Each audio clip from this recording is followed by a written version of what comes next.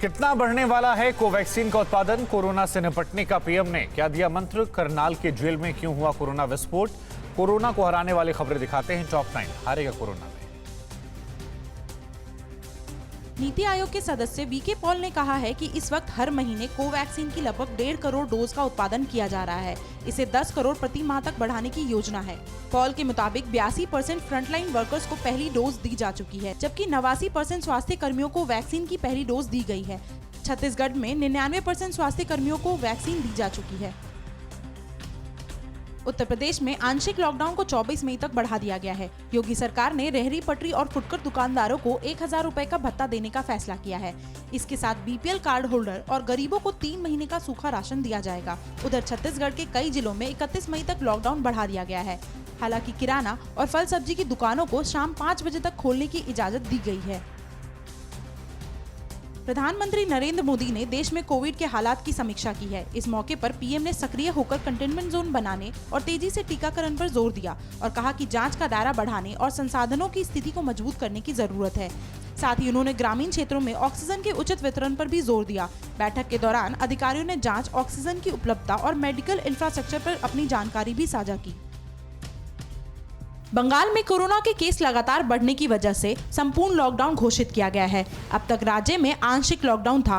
अब राज्य में 30 मई तक संपूर्ण लॉकडाउन रहेगा। जैसे ही सरकार की ओर से इसकी घोषणा की गई, बड़ी संख्या में लोग शराब खरीदने में जुट गए और इस दौरान महामारी से जुड़े सारे प्रोटोकॉल्स की धज्जियां उड़ती देखी गई।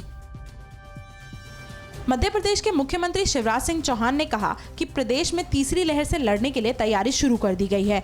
चौहान ने कहा कि तीसरी लहर में बच्चों के ज्यादा प्रभावित होने की बात कही जा रही है। राज्य के स्वास्थ्य विभाग ने इसी बात को ध्यान में रखते हुए जरूरी संसाधनों को जुटाने का काम शुरू कर दिया है।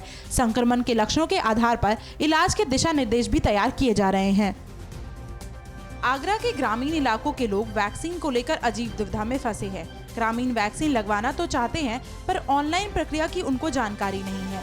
इसके चलते वैक्सीन नहीं लगवा पा रहे। ज्यादातर गांवों के लोगों के पास स्मार्टफोन भी नहीं है और जिनके पास है वो पूरी प्रक्रिया को समझ नहीं पा रहे हैं। आगरा में शहरी क्षेत्रों के बाद अब ग्रामीण इलाकों में कोरोना के मामले बढ़ रहे हैं, जिससे ग्रामीण डरे हुए हैं। लेकिन इंटरनेट की सही जानकारी नहीं था, क्योंकि मैं शुरू से यही मैंने यूज किया है, न ही मैं समाज के मामले को जानता हूँ। करनाल जेल में एक दिन में कोरोना संक्रमण के 73 मामले सामने आए हैं। वहीं जेल में कुल 232 कैदी कोरोना संक्रमित है।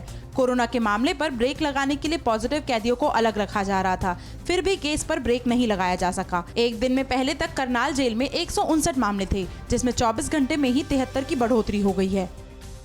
तमाम अस्पतालों में बद इंतजामी और सुविधाओं की कमी है, तो कुछ जगहों पर हालात अलग भी है। दिल्ली के छतरपुर में मौजूद सरदार पटेल कोविड सेंटर ऐसे ही जगहों में शुमार है। यह अस्पताल आईटीबीपी की टीम के देखरेख में चलाया जा रहा है। ये लोग समर्पित तरीके से काम कर रहे हैं और मरीजों की सुविधाओं को लेकर कोई कमी नहीं छोड़ रहे। मध्य प्रदेश के निवाड़ी में पुलिस बेवजह बाहर निकलने वालों को गुब्बारे फुलाने की सजा देकर उसकी इम्यूनिटी का परीक्षण भी कर रही है। इसके लिए पुलिस 1 मिनट में 5 गुब्बारे फुलाने के लिए कहती है और फिर घर भेज देती है। पुलिस ये काम इसलिए कर रही है क्योंकि गुब्बारे फुलाने से फेफड़ों को ताकत मिलती है। परवाह देश की, सोमवार से शुक्रवार रात 10 बजे TV9 भारतवर्ष पर।